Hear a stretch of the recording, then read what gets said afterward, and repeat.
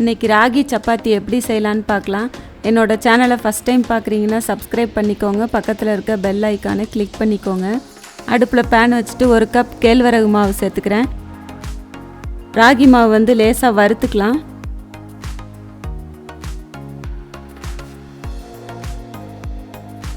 லேசாக சூடு வந்தோன்னே ஆஃப் பண்ணிடலாம்.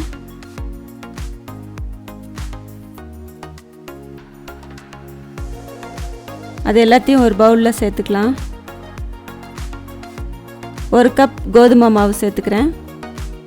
1 டீஸ்பூன் ஜீரகம் வந்து இந்த மாதிரி கையில் நசுக்கி போடணும். அப்போ தான் அந்த ஸ்மெல் இருக்கும், ஜீரகத்தோட ஸ்மெல்லு. அதை அதோடு சேர்த்துடலாம். கசூரி மேத்தி 1 டீஸ்பூன் சேர்த்துக்கலாம். அரை டேபிள் ஸ்பூன் உப்பு சேர்த்துக்கலாம். 1 டீஸ்பூன் மஞ்சள் தூள் சேர்த்துக்கலாம். கொத்தமல்லி வந்து பொடியாக கட் பண்ணி இருக்கிறத அதோட சேர்த்துடலாம். சேர்த்துட்டு எல்லாத்தையும் மிக்ஸ் பண்ணி விடணும்.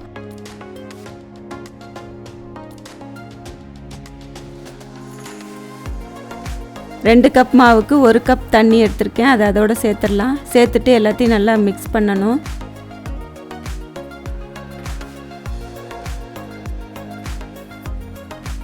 சப்பாத்தி மாவு வந்து கொஞ்சம் தண்ணியாக தான் மிக்ஸ் பண்ணணும்.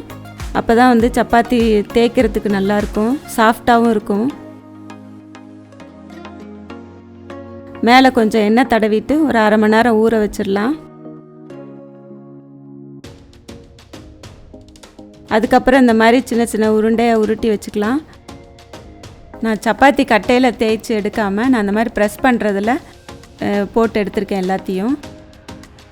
இந்த மாதிரி மெல்லிஸாக தேய்ச்சிக்கோங்க.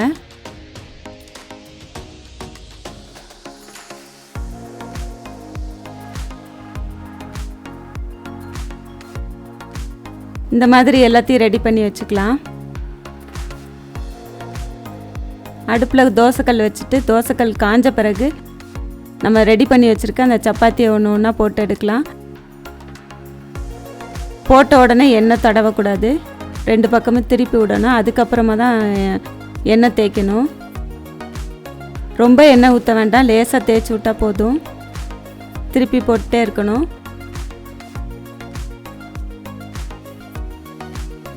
இது கொஞ்சம் வேகிறதுக்கு நேரம் ஆகும். அடுப்பை சிம்மில் வச்சுட்டே பண்ணலாம். அடுத்ததையும் இந்த மாதிரி போட்டு எடுத்துக்கலாம். இதோட அளவுகள்லாம் நான் டிஸ்கிரிப்ஷன் பாக்ஸில் போட்டிருக்கேன், பார்த்துக்கோங்க. இது வெயிட் லாஸ் ரெசிபியாக கூட எடுத்துக்கலாம். இதை அடிக்கடி சாப்பாட்டில் சேர்த்துக்கணும், ராகியை. இதை செஞ்சு பாருங்கள். இதை செஞ்சு பார்த்துட்டு உங்களுக்கு பிடிச்சிருந்தா லைக் பண்ணுங்கள், ஷேர் பண்ணுங்கள். என்னோடய சேனலை சப்ஸ்கிரைப் பண்ணிக்கோங்க. தேங்க்யூ.